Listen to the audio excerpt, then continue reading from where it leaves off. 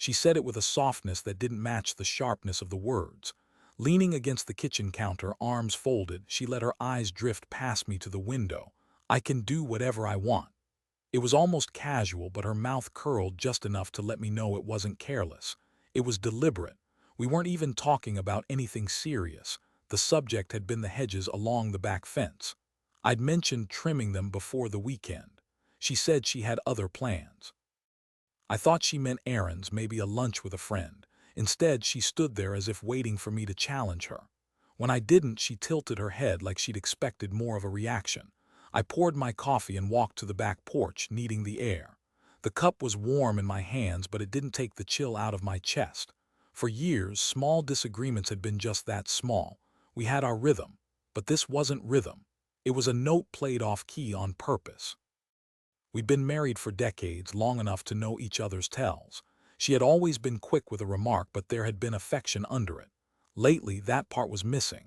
The shared grocery list that once sat magnet pinned on the fridge was gone. Weekend dinners out had been replaced by vague plans with friends. The notes she used to leave on the counter when she stepped out had disappeared without explanation. I told myself it was the season. People slow down, change routines. Maybe she was tired. Maybe I was imagining it.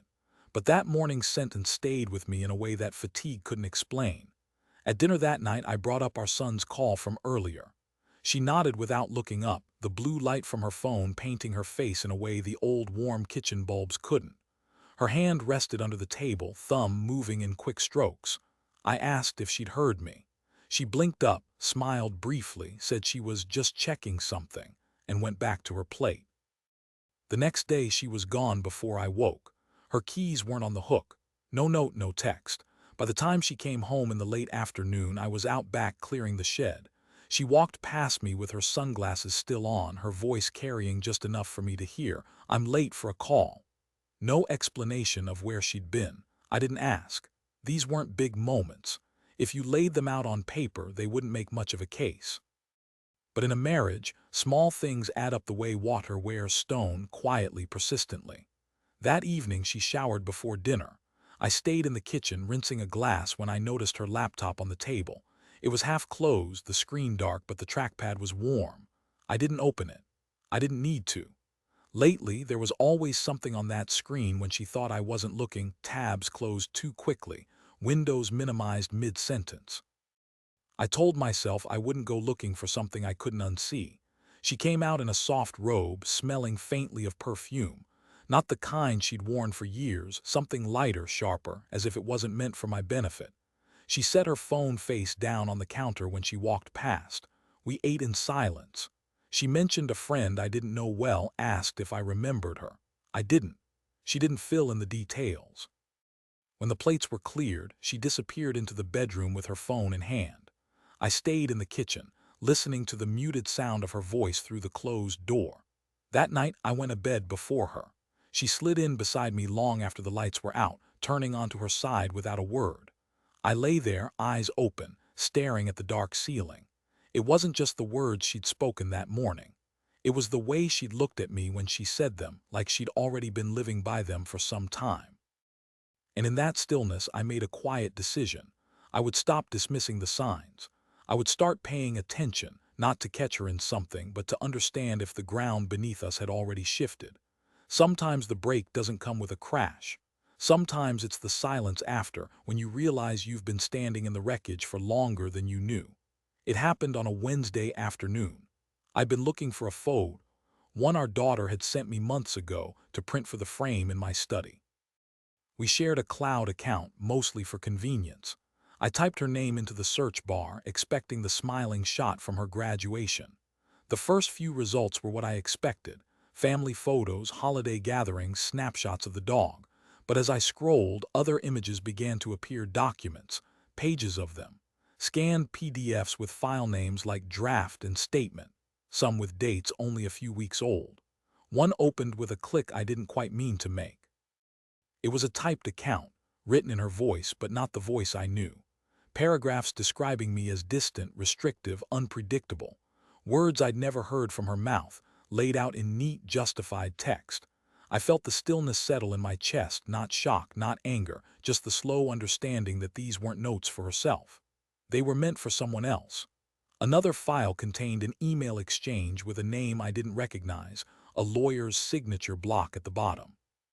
She'd been asking about options and timelines. Attached was a list of our accounts, assets, and property. Some were hers, most were ours. I kept scrolling. Mixed in with the documents were photographs I'd never seen. She was at a wine bar with two women I barely knew. The three of them were smiling, leaning in close, but in each shot she had her hand around a glass, angled toward the camera in a way that suggested the picture was meant to be seen elsewhere, curated, not captured. There was one more folder. I opened it, screenshots of text conversations. My name came up often, but never as my husband. Always him or he, followed by short, clipped sentences about things I'd said, things I'd supposedly done.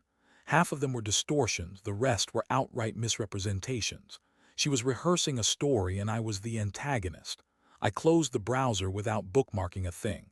I didn't take screenshots, not yet. I sat there, hands on my knees, letting the room come back into focus. The dog snored in the corner. Outside, a delivery truck rattled past. Ordinary sounds in a moment that didn't feel ordinary at all. When she came home that evening, I was at the kitchen table pretending to work on the bills. She set her purse down, kissed my cheek out of habit, and asked if I'd eaten. Her voice was light, almost cheerful. I realized she thought her stagecraft was invisible. Over the next week, I didn't search the account again. I didn't need to. I'd already seen enough to know the truth. Whatever she was building, it had been in motion for a while.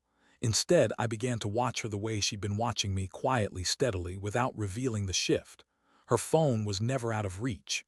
Even when she stepped into another room, she took it with her. Calls were answered in the laundry room, in the garage, in the car parked in the driveway. She stopped telling me her plans for the day. One night we were watching television and her screen lit up beside her. She glanced down, smiled faintly, and tilted the phone away from me. The gesture was small, but it was confirmation in its own right, not just of secrecy, but of intent. The final nudge came from outside the house. I ran into one of her friends at the hardware store.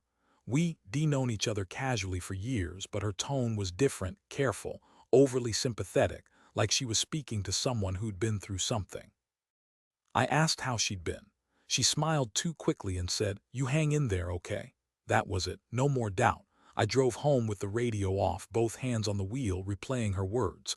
She thought she was preparing for some grand reveal.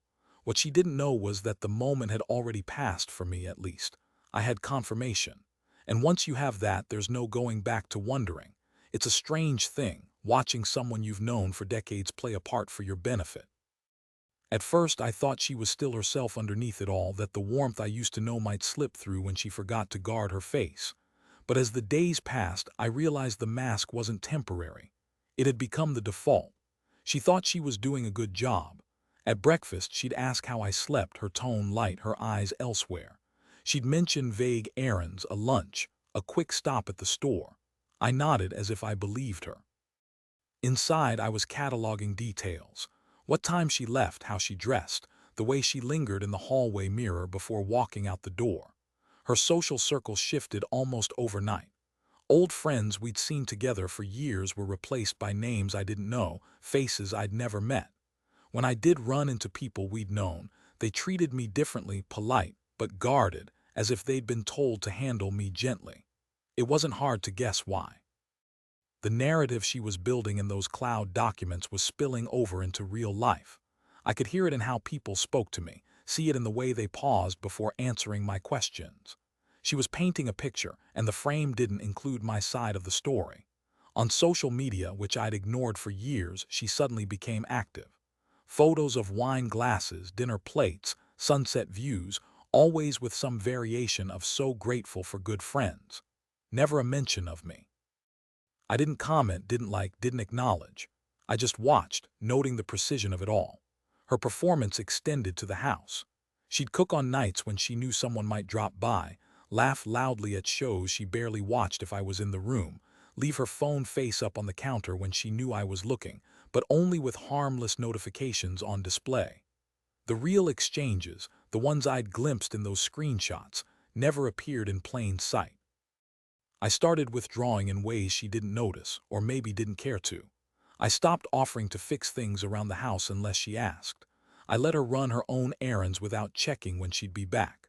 I spoke less at dinner, answering her questions with as few words as possible, not out of anger, but because I had nothing I wanted to give her. The more I pulled back, the more she leaned into the act. She seemed almost relieved when I didn't press her for details. I realized she was interpreting my quiet as disinterest, maybe even guilt. That suited me fine. If she thought she was in control, she wouldn't see what I was preparing. One night she sat at the table scrolling her phone while I read the paper. Without looking up, she said, "I hope you're not overthinking things lately. You've been so quiet." I folded the page slowly, feeling her eyes glance up at me before darting away. "I'm just paying attention," I said. I kept my voice even, almost casual. She gave a small laugh, the kind people use when they're not sure if something is a joke, and changed the subject. That was the moment I knew she'd underestimated me completely.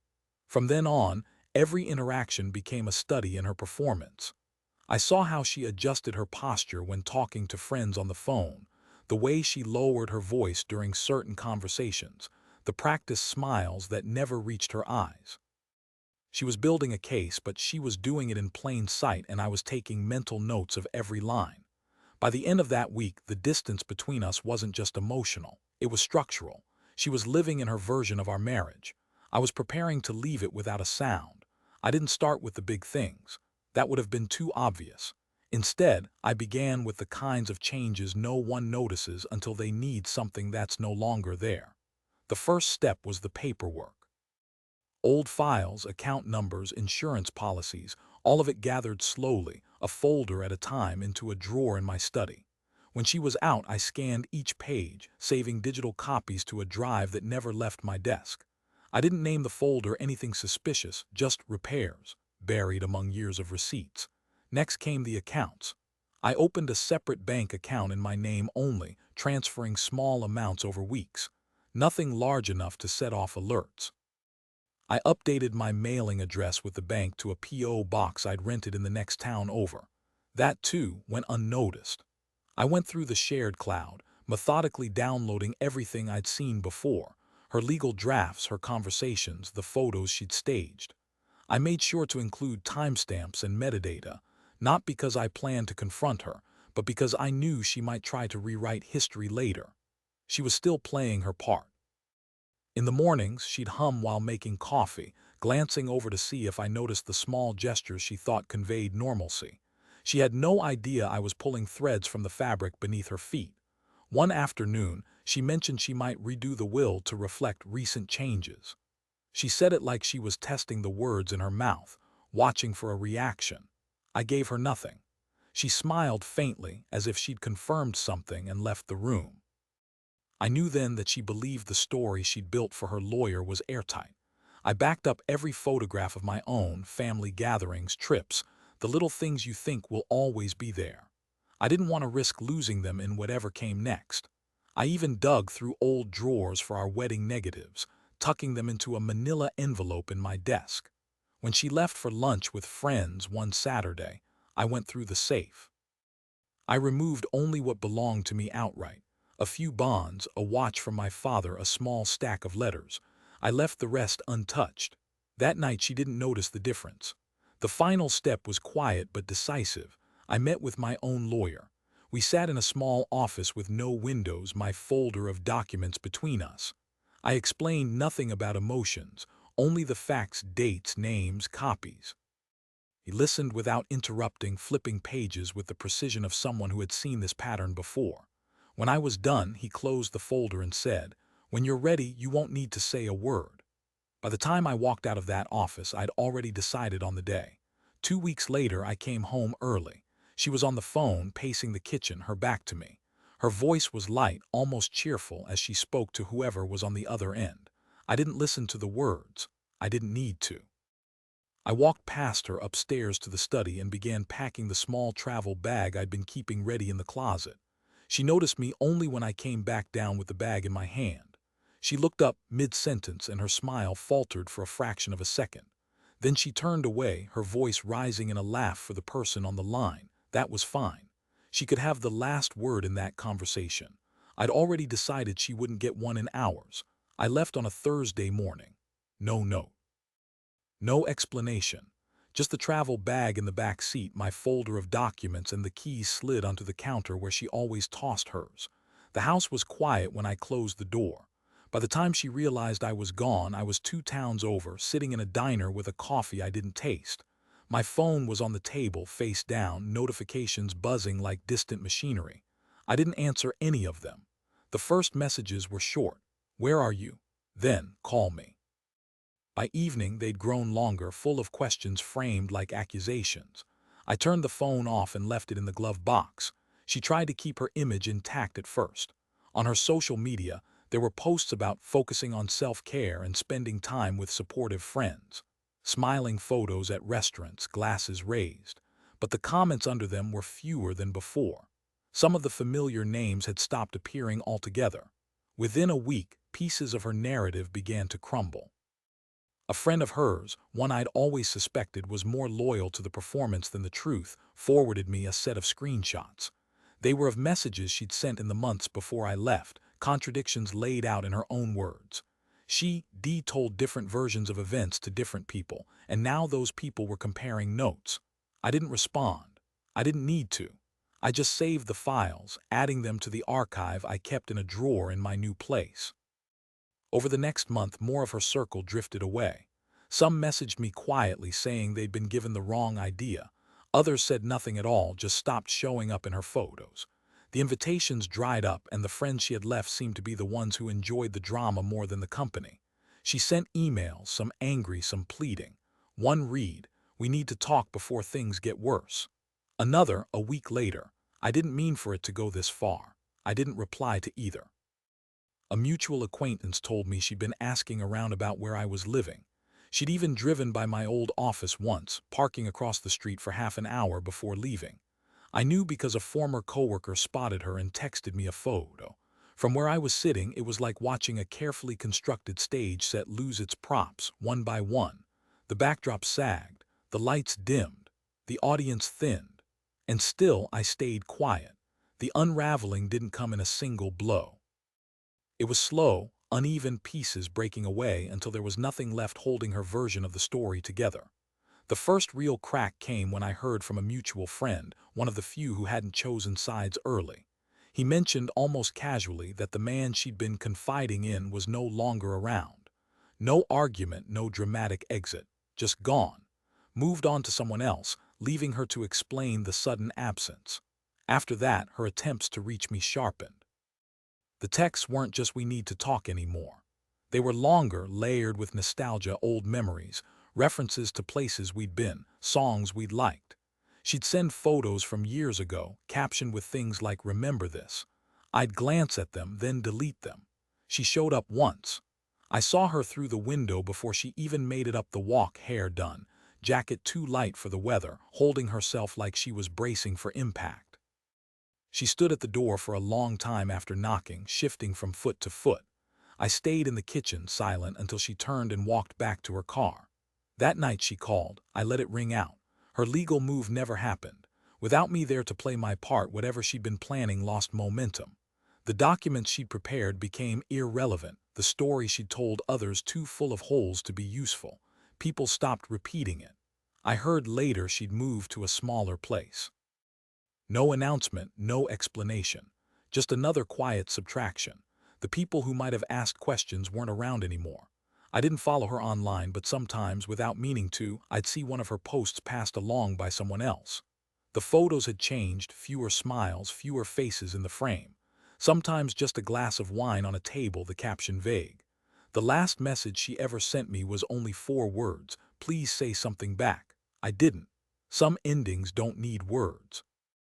I left the phone on the counter, stepped outside, and locked the door behind me.